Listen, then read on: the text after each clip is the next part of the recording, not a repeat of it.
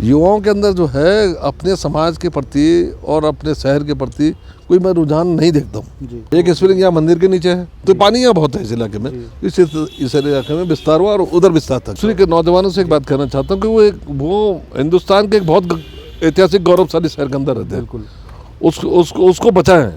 उसका जो ऐतिहासिक गौरव है, जो ब्रिटिश कालीन गौरव है, और आज की दुनिया के अंदर जो है आप गोरों को इग्नोर नहीं कर सकते। आज जॉर्ज एवरेस्ट के आसपास आपको आना पड़ा।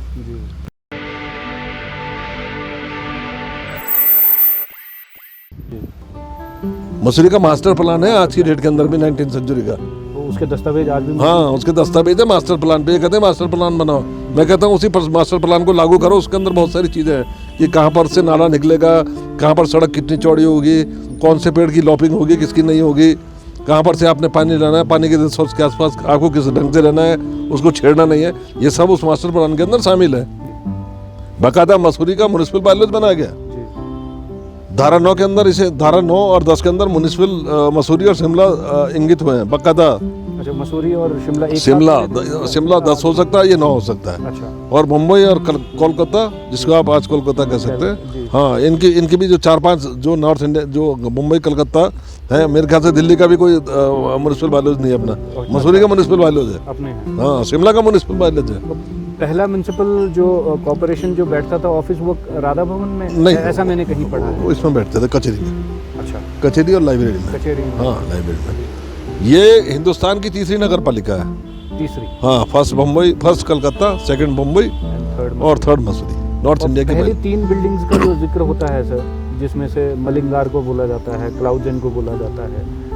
फर्स्ट बिल्डिंग मसूरी क्षेत्र की द अबे स्ट्रीट है, द अबे कंपनी गार्डन से ऊपर, कंपनी गार्डन से, जो 1825 में बनी हुई थी बकायदा, जिसका पहली, हाँ जिसका पोर्ट्रेट में फोटो है। अच्छा, ये तो कहते हैं कि 1827 में बसी है, वो गलत कहते हैं, क्योंकि 1825 का तो जॉन फ्रांसिस वाइट का जो यात्रा है उसके पोर्ट्रेट में बनी हुई बिल्डिंग। तो मेरे ख्याल से द अबे, और इतनी चोटी पर, इतनी ऊंचाई पर 1825 में एक बिल्डिंग अस्तित्व में आ गई। तो यानी कि उसे बनने के अंदर कम से कम 2-3 साल तो लगे होंगे। साल तो लगे ही होंगे जी। भाई आज की व्यवस्थाएं तो नहीं ना, आदमी कंधे पे पानी ला रहा है, कंधे पे जो है चूना डाल रहा है, चूना बन रहा है, तो उसे बनने में 2-3 साल तो टाइम लगा होगा, इतनी बड़ी बिल्डिंग। तो फर्स्ट बिल्डिंग जो दिखती है इधर साइड की, और वो दिखती है द अबे। और मसूरी की बसावट शुरू हुई क्लाउडन की तरफ से। अच्छा, ये हाँ उधर से, दरअसल उनका रास्ता होप टाउन होकर इधर से था, भद्राज वाला रास्ता। अच्छा, वो जो है, जो बड़े ऐतिहासिक रूट है, वो उधर से माना जाता है, क्योंकि रास्ते भद्राज मंदिर का ये रहा होगा। उधर से लोग आते होंगे इस मंदिर के अंदर, अंग्रेजों के आने से पहले से ये रहा होगा, भद्राज का मंदिर था। और पुराना रास्ता इस्तेमाल होता है, वही था। इधर से ये रास्ता 1820 के बाद का, ये राजपुर वाला, ये 1820, हाँ ये 1830 तक बन चुका था, इधर से आया वो। लेकिन उससे पहले जो बिल्डिंगें बनी उन्होंने उधर बसाना शुरू किया, पश्चिम में भद्राज की तरफ से बसाना शुरू। लेकिन उधर पानी नहीं था, वहाँ पानी नहीं था। और मेरे पास जो तथ्य है, जॉर्ज फ्रांस, वो जेबी फ्रेशर साहब का जो कॉटेज है, वो 1842 के सर्वे में ऑन रूम्स था, यानी कि खंडर में तब्दील हो चुका था, ऑन रूम्स था। और 1890 तक ओकडन जो है ऑन रूम्स था। तो इसका मतलब उधर पानी नहीं था, लोगों ने उधर उन्होंने छोड़ना शुरू किया। ये तो पहले से जो है, ये बेचारी जो पहले से जो है गैर आबाद हो गई थी। जॉर्ज एवरेस्ट का ये पार्क स्टेट हो गया, आपका ग्लोबल लॉज हो गई, क्लाउडेंड हो गया, ये गैर आबाद इलाका था, इधर ही डेवलप हो रहा था, क्योंकि इधर पानी बहुत था।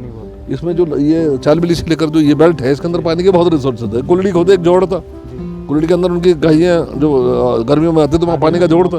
तो ऐसे कहते हैं कि मॉल रोड पे काफी सारे बहुत पानी के रिसोर्स थे, 6-7 के करीब स्प्रिंग थे। लंडौर में आज भी बावड़ी है, आज भी बावड़ी है। एक स्प्रिंग यहाँ मंदिर के नीचे है, तो पानी यहाँ बहुत है इस इलाके में। इस इलाके में विस्तार हुआ और उधर विस्तार तक गया। तो ये स्थिति रही है मसूरी की, जो अंग्रेजों के आने के बाद डेवलप हुआ। और ये भी दुष्प्रचार है कि अंग्रेजों ने यहाँ पे बहुत सारे मंदिर दबाए। यहाँ मंदिर का कोई अवशेष ही नहीं है, पहले से मंदिर के कोई अवशेष नहीं है। और उन्होंने कोई मंदिर नहीं बताया, दबाया होता तो भद्राज का भी दबा देते, सुरकंडा का भी दबा देते, नहीं दबाया उन्होंने जो आपका जो रिलीजियस सेंटर थे हिंदू, उन्होंने बताने की कोशिश की उन्होंने। भाई आप हिस्ट्री पढ़ लीजिए ना, विलियम ट्रेन ने तो बद्रीनाथ का रास्ता बनाया।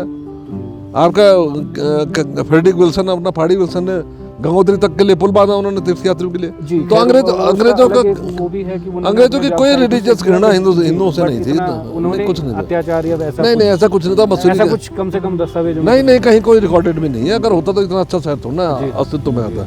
तो अंग्रेजों ने ऐसा कुछ नहीं कहा। जहाँ जिसके जो भी मत वाला था उसके मत का उन्होंने किया।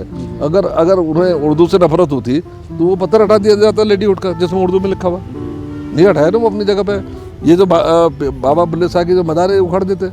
अब ये मदार जो है वो 1842 के अंदर जब दोस्त मोहम्मद यहाँ है अफगान बादशाह। अफगान, मैं एक्चुअली अफगान पे भी आने वाला था कि अफगानों का भी यहाँ पर कुछ एक हाँ, वो रहा अफगान है और महाराजा रंजीत सिंह के वो मैं बता रहा हूँ जी परिवार से भी रहा है। 1839 से और 1842 के बीच में जो पंजाब और ईस्ट इंडिया कंपनी का युद्ध हुआ जी उसके अंदर राजा दलीप सिंह नजरबंद कर लिए गए जी।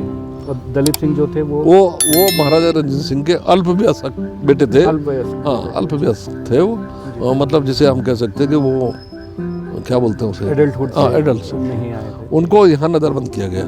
ये जो आपका लंडोर के अंदर जो survey of India castle estate वो बंगला उसी समय का बना हुआ है, तो उसके अंदर उनको नजरबंद किया गया उनकी माँ के साथ। और यहाँ अंग्रेजों की देख रहे वो 3 साल लगभग रहे भी, 4 साल बल्कि 1853 में यहाँ से इंग्लैंड गए वो, तो उनके लिए यहाँ मनाया गया।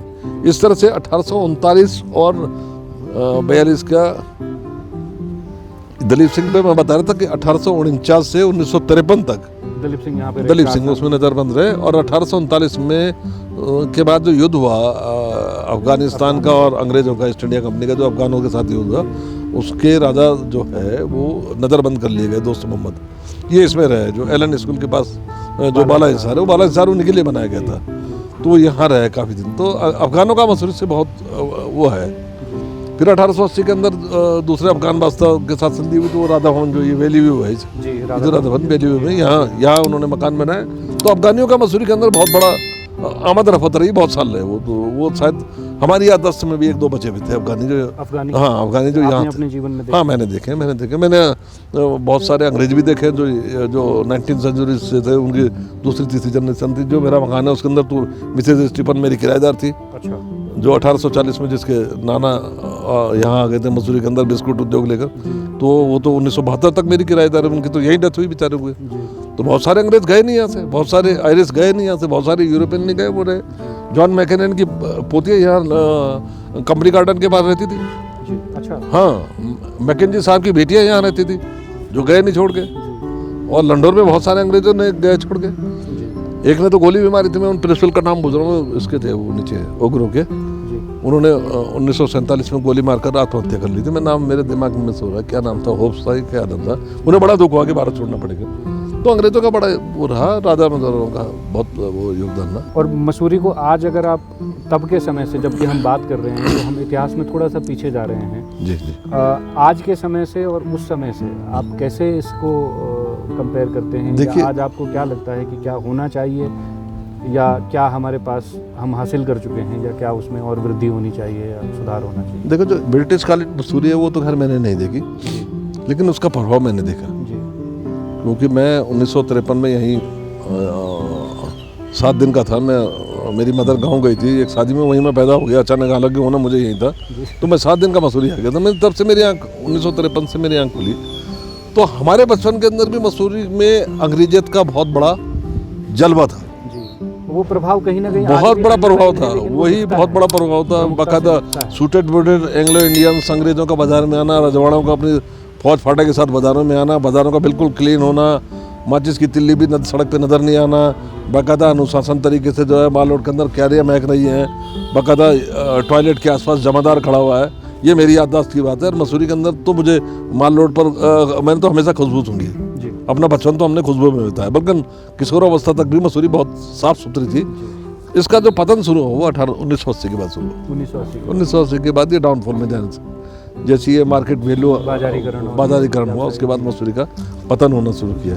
और दुर्भाग्य से जो है शासन और प्रशासन के अंदर में जो है इस पर कोई रोक नहीं लगाई गई। और मसूरी का जो एक स्टेटस था, जिसे एक भव्यता थी, वो 1980 के बाद पतन की तरह चले गई, पतन की तरफ जाने लगी। माले थे बाकायदा नगर पालिका के माल रोड के ऊपर जो क्यारियाँ पे फूल उगाते रहते थे। मेरी याददाश्त के अंदर घोड़े के लिए कोने से पंक्ति बनी हुई थी, घोड़ा कोने में चलता था, वो कच्ची सड़क होती थी कोने में, उस पर घोड़े के लिए सड़क बनी होती थी, बाकायदा चूना पुता हुआ रहता था। और सीजन के अंदर बाकायदा वर्दीधारी और जो है पगड़ी वाले पुलिस वाले घूमते थे। बाकायदा शराबी का तो कोई मतलब ही नहीं है। उर्दू के बोर्ड थे म्यूनसिपलिटी के, अंग्रेजी के बोर्ड थे, हिंदी के बोर्ड थे, जिसमें लिखा हुआ तो कृपया 5 दान में थूकिए अन्यथा इतने रुपए का चालान। हालांकि म्यूनसिपल बायलॉज वही है, कानून की किताब वही है, लेकिन इम्प्लीमेंट करने वाले भगवान के बंदे हैं कोई। अब कानून तो बहुत अच्छा होता है किताबों के अंदर, बड़ा अच्छा है कानून लिखा हुआ, लेकिन उसको संचालित कौन करेगा? तो उसको संचालित करने वाले जब संचालित नहीं कर रहे, वायलेंस तो वही अंग्रेजों के जमाने में, कोई नया थोड़ा ना बना है। 1920 और 30 के बीच के बाइलॉज हैं और 19th सेंचुरी के बाइलॉज हैं, उन्हीं का संशोधन हो गया तो 1927 या 1929 के बीच के अंदर आया बाइलॉज। तो नगर पालिका के तो वही बाइलॉज है, लेकिन इम्प्लीमेंट कर रहा उसे, तो वो चीज़ है नहीं जो थी। अब तो मसूरी को मैं क्या कह सकता हूँ कि मसूरी के अंदर जिस ढंग से ये टूरिस्टों की आमद बढ़ रही है और इसके लिए कुछ किया नहीं जा रहा है। उस सड़कें देख लीजिए आप, सड़कें वही एक रोड है, कोई बाईपास अभी तक नहीं बना। भाई अंग्रेजों के ज़माने के बाद एक बाईपास बना है, बाकी तो काटमंगेजी रोड आज भी अंग्रेजों की बनाई हुई है, ये सड़क भी आज भी अंग्रेजों की बनाई हुई है, चौड़ी तक नहीं किया आपने। और मतलब 19th सेंचुरी की सड़कों में इतना बड़ा ट्रैफिक चल रहा है, तो अंग्रेजों को सलाम कीजिए ना कि जिन बंदों ने 150 साल पहले इतनी बढ़िया सड़क बना दी कि आज तक भी आपका बोझ उठाए फिर रहे हो, तो आप उसे मेंटेनेंस तो करें ना कम से कम। जब तक कुछ नई चीज़ें नहीं आएगी फैलेगा नहीं, मसूरी तो बर्बाद हो जाएगा। टूरिज्म का ये, मैं इसके बहुत मुखालफत में रहता हूँ कि पर्यटन आए। अरे पर्यटन आए के नाम पर आप मतलब एक शहर को ध्वस्त थोड़ा कर देंगे आप। भाई कुछ अनुशासन तो आपको करना पड़ेगा। दुकान का अनुशासन होना चाहिए, बाहर का अनुशासन होना चाहिए, सड़क पे चलने का अनुशासन होना चाहिए। तो एनआरकी है पूरी तरीके से। तो इस शहर का के प्रति मेरी शुभकामना है कि कितने दिन सेफ रह पाएगा, कितने दिन नहीं रह पाएगा, और ये हमारे सामने तो डिग्रेड हो रहा है। जिसको आपके मुंह से सुन के भी दुख भी होता है, लेकिन आप कहीं ना कहीं कुछ उम्मीद देखते हैं कि आज के लोगों में या युवा में या वैसा कुछ? युवाओं के अंदर में मुझे सारा जानकारी, मुझे जरा थोड़ी सी पीड़ा जो है युवाओं से है। युवाओं के अंदर जो है अपने समाज के प्रति और अपने शहर के प्रति कोई मैं रुझान नहीं देखता हूँ उनको। भाई हम भी युवा थे, हमने भी आंदोलन किया उस जमाने के अंदर चीज़ों को बचाने के लिए, उनको भी आगे आना चाहिए। भाई शहर ही नहीं बचेगा तो वो भी कहाँ से बचेंगे? आखिर ये चीज़ें तो धीरे धीरे खत्म हो रही है ना, कुछ चीज़ों पर तो रोक लगानी पड़ेगी ना। राहुल सांकृत्यायन जी ने 1950 के आसपास ही लिख दिया कि मसूरी आने वाला जो है बर्बादी का शहर होगा, तो 50 में लिख गए वो, क्योंकि दिल्ली से आदमी बहुत जल्दी यहाँ पहुँच जाएगा। अब तो 3 घंटे और 4 घंटे की बात होगी मेरे ख्याल से, 2-3 घंटे में तो सारा दिल्ली पहुँच जाएगा यहाँ पर। अब जगह तो उतनी है, जगह तो वही है जो अंग्रेजों का जो सर्वे है और जो सेटलमेंट है उतना ही है।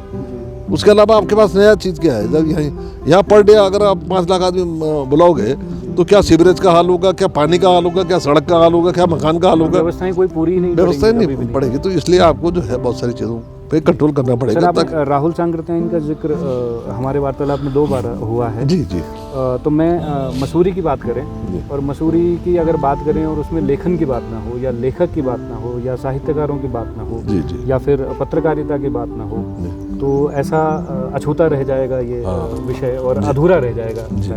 तो इसमें थोड़ा सा बताइए कि इन लोगों का क्या क्या यहाँ पर कंट्रीब्यूशन रहा है, जितने भी हमारे कला और साहित्य और संगीत या किसी भी और क्षेत्र से जुड़े हुए जो लोग रहे हैं। देखिए 19वीं शताब्दी के तो सबसे बड़े राइटर जो हैं आज जो वर्ल्ड फेम के हैं, जिनको आज भी वर्ल्ड फेम पर माना जा रहा है, जॉन लैंग साहब, ऑस्ट्रेलियन, ही इज द बारेट लॉ, और महारानी लक्ष्मीबाई के वकील थे वो। उन्होंने वो जो दत्तक पुत्र अधिनियम का मुकदमा था कलकत्ता हाई कोर्ट के अंदर उन्होंने लड़ा, महारानी हालांकि हार गए वो। 1857 की म्यूटिनी उसी के बाद हुई।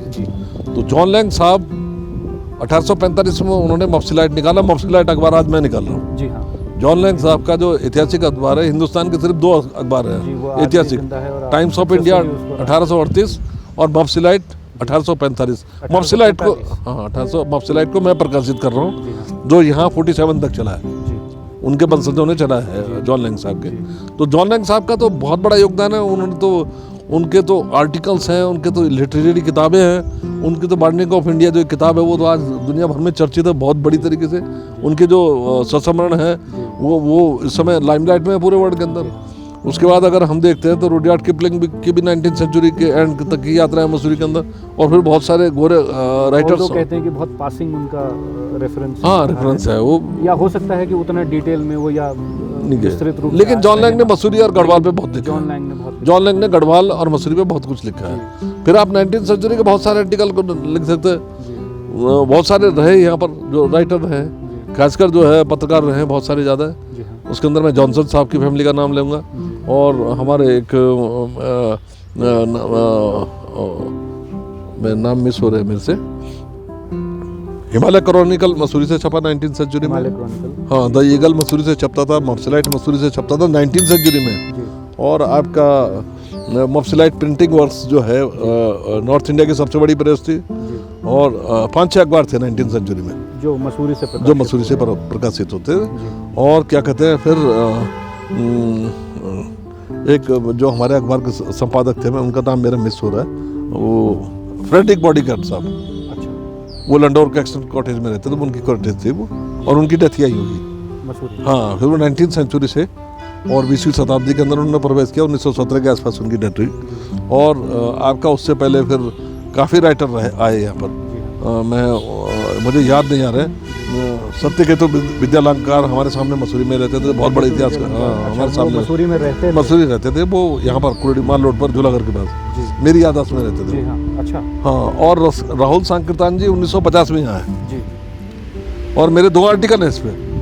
हाँ, उन्होंने हेरन कॉटेज जो हेरनडेल है, जहाँ पर तिब्बती स्कूल है, अब वो उनकी प्रॉपर्टी कैसे है तिब्बती, वो शायद टूट के कुछ नहीं, उसमें हॉस्पिटल बना लिया तिब्बतियों ने। मैंने उनसे कहा था कि राहुल सांकृतान जी ने जितना तिब्बत के बारे में लिखा उतना किसी राइटर ने लिखा, उनका स्मृति चिन्ह तो लगा दो यहाँ पर। तो राहुल सांकृतान 1950 में आए, कमला जी से उन्होंने 1950 में यहीं शादी की।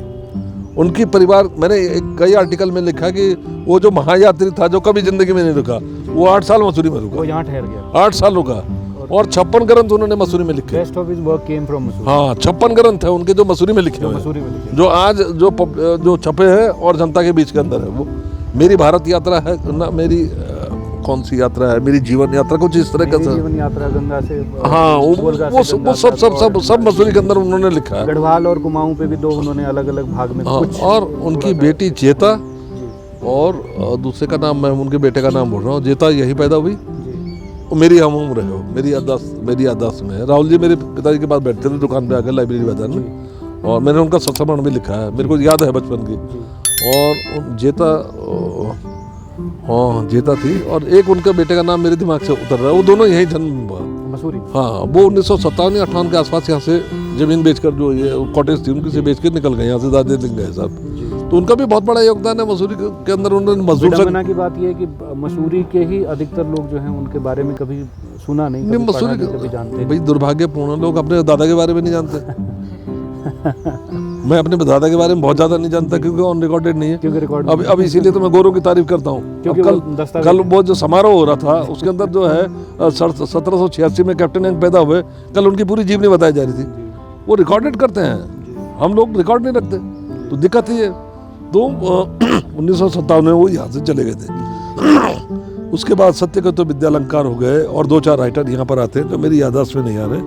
एक राज परिवार से भी थे, उन्होंने बड़ा अच्छा साहित्य लिखा 1970 से पहले।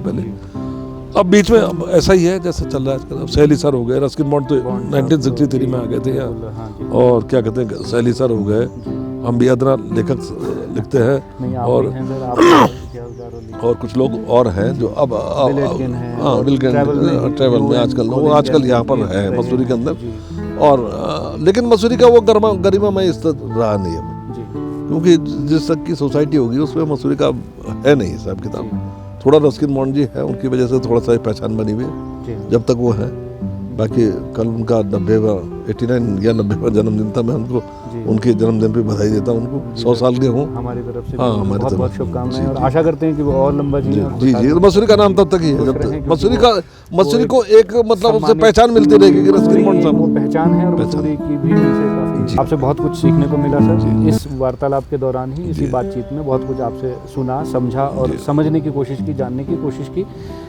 अंत में मैं सिर्फ इतना चाहूँगा कि जो दर्शक हैं, या खास करके जो युवा वर्ग के लोग हैं, उनके लिए आप क्या संदेश देना चाहेंगे इतिहास की दृष्टि से, कि वो किस तरीके से इतिहास को देखें और उसको रेफरेंस पॉइंट लें, ताकि हम आज के उसमें उसको किस तरीके से लागू करें और अपने आप की जो चीज़ें हैं, जो छवि है, जो रूप स्वरूप है, वो बना रहे और उसको बरकरार रख पाएँ। मैं ये कहना चाह रहा हूँ कि नई पीढ़ी जो है वो थोड़ा सा मोबाइल पे ध्यान देना बंद कर दे क्योंकि गूगल पे बहुत सारी हिस्ट्री है नहीं, और गूगल का मैं आलोचना नहीं करूँगा, लेकिन बहुत सारी चीज़ें उसमें कंफर्म नहीं है। जी बिल्कुल, उसमें बहुत सारी डेट, उसमें बहुत सारी चीज़ें ऑथेंटिक नहीं है। इसलिए मेरा निवेदन है कि वो पुरानी किताबों को रिसर्च करना शुरू करें। देखिए, किताब जो है इंसान का अंतिम हथियार है जो हजारों साल से हमारे पास है, और वो हजारों साल अभी रहने वाली, और वो और भी रहने वाली। इसलिए थोड़ा पढ़ना लिखना शुरू करें। और ये जो मतलब जो एक मतलब जो इस टाइप का ज्ञान जो है, जो अधकतरा ज्ञान है, जो हमको मोबाइल के जरिए से मिल रहा है, उससे थोड़ा बच्चे हकीकत की तरफ भी जाए। माफ कीजिए, मैं कभी मोबाइल से मैंने आज तक कोई रिकॉर्ड जो है मैंने गूगल से नहीं लिया, क्योंकि मैं उसमें मैं मानता हूँ ऑथेंटिक नहीं है। मैं तो महारानी लक्ष्मीबाई की डेथ के अंदर एक बार कंफ्यूज हो गया था। मैंने तो एक किताब उठाई, उसमें तो डेट 17 जून लिखी हुई थी, 18 जून उसमें 19 जून लिखी हुई। तो इसका मतलब है कि कंफर्म नहीं है। अब इस तरह से जो आजकल जो ज्ञान है उससे मुक्त रहें, किताबें पढ़ें और रिसर्च करें। भाई नई जनरेशन तभी जिंदा रहेगी जो यूथ जनरेशन है, अगर उसके पास थोड़ा सा ओरिजिनल ज्ञान रहेगा। मुझे अफसोस है कि ओरिजिनल ज्ञान की बजाय वो जो है वो इस तरह का ज्ञान बटोर रहे हैं जो सामयिक ज्ञान नहीं है। गैजेट्स की वजह से कहीं ना कहीं जो ये बातचीत है या डिस्कोर्सेज हैं या डिबेट्स हैं, वो भी थोड़ी सी कम होती जाती है, क्योंकि उससे भी आप बहुत कुछ सीखते हैं, बहुत कुछ अनुभव आपको मिलता है। अब आप दोनों युवा हैं, मैं आपको बधाई देता हूँ कि आप एक किस तरह का रिसर्च का काम कर रहे हैं। धन्यवाद। एक बहुत अच्छा काम कर रहे हैं, ये भी एक काम है। और मैं कोई पुरानी तकनीक का विरोधी थोड़ा ना हूँ। फिर नहीं, मैं तो एक प्रगतिशील राइटर के नाते मैं तो विज्ञान का पक्ष जरूंगा। विज्ञान का उपयोग होना चाहिए, बिल्कुल होना चाहिए, लेकिन विज्ञान के उपयोग के साथ में भाई हम ये करें, किताब भी तो विज्ञान है ना भाई, कागज भी विज्ञान से पैदा हुआ, उसकी छपाई भी विज्ञान से है। वो कोई गैर वैज्ञानिक चीज थोड़ा ना है। तो उसको आप रद्दी की टोकरी, बच्चों को तो आप किताबें थमा देंगे, अपने आप गूगल से ज्ञान लेने लग जाएंगे, ये नहीं चलेगा ना। बच्चों को तो आप किताबी ज्ञान दोगे, अपने आप गूगल से ज्ञान लोगे तो नहीं चलेगा। गूगल से भी लीजिए, लेकिन एथेंटिसिटी को जांचने के लिए किताबों की तरफ जाना बहुत जरूरी है। वो जो सेल्फ में किताबें सड़ रही है लाइब्रेरियों के अंदर, उनको देखना बहुत जरूरी है, क्योंकि अगर किताब मर गई तो इंसान नहीं मर गया, याद रखें आप। क्योंकि ये टेक्निक बहुत ज़्यादा, अब टीवी देखना तो बहुत उन्होंने बंद कर दिया ना। वो एक जमाने के अंदर बड़ा क्रांतिकारी हथियार के रूप में आप लोगों ने बंद कर दिया, इसे भी देखना बंद कर देंगे आप। तो तकनीकी तो अपने आप को कभी न कभी तो खाएगी सर, वो खुद समाप्त होती है। तो मेरा ये कहना है कि किताब को बचाना चाहिए, वो गैर वैज्ञानिक चीज़ नहीं है। जी बिल्कुल नहीं। मैं आज भी किताब पढ़ता हूँ भाई। आप दिन के अंदर एक किताब का 2 पन्ने पढ़ लीजिए, आपका दिमाग जो है बहुत साफ और सुथरा रहता है। ये मेरा अपना मानना है, और मैं आप दोनों को बहुत बधाई देता हूँ। Thank you. और आज के लिए बहुत बहुत धन्यवाद सर, आपने हमें समय दिया और इतनी महत्वपूर्ण जानकारी और हमारे साथ शेयर की। तो मैं सभी जितने भी देखने वाले लोग हैं, दर्शक हैं, उन सभी से निवेदन करूंगा कि आप इसको देखें, इसको लाइक करें, शेयर करें, पसंद करें। मसूरी की बात कर रहा हूं, तो मैं मसूरी के दर्शक वर्ग से भी ये कहना चाहूँगा कि अपना इतिहास खंगालें, जो सही जानकारी है उसको थोड़ा सा संजोएं, पढ़ें, समझें और उसको जो है लागू करें आज के जीवन में। तब क्या रूप था और आज क्या है, अगर हम इस वार्तालाप से कुछ घर लेके जाएंगे या कुछ हम लागू कर पाएंगे अपने जीवन में, तो मैं समझूंगा कि ये इसका जो है अपना एक एम जो है वो पूरा होगा। मैं मसूरी के नौजवानों से एक बात कहना चाहता हूँ कि वो हिंदुस्तान के एक बहुत ऐतिहासिक गौरवशाली शहर के अंदर रहते हैं, उसको बचाएं। उसका जो ऐतिहासिक गौरव है, जो ब्रिटिश कालीन गौरव है, और आज की दुनिया के अंदर जो है आप गोरों को इग्नोर नहीं कर सकते। आज जॉर्ज एवरेस्ट के आसपास आपको आना पड़ा, क्योंकि वर्ल्ड की सबसे ऊंची चोटी उन्हीं के नाम पर है। तो आज भी अगर हम यूरोप और अमेरिका को डिनाई कर रहे हैं तो हम तो मूर्ख लोग हैं। तो ये जो हमको गोरों ने ये जो भाई बेस्ट शहर, जो एक गौरवशाली शहर दिया, तो उसका अगर हम पूरा नहीं बचा पा रहे तो थोड़ा बहुत भी हमको बचाना चाहिए। तो मेरा उनका यूथ से यही निवेदन है। और उसके लिए युवा ही आगे आएंगे तो आगे पीढ़ी जो है आगे। जी, धन्यवाद।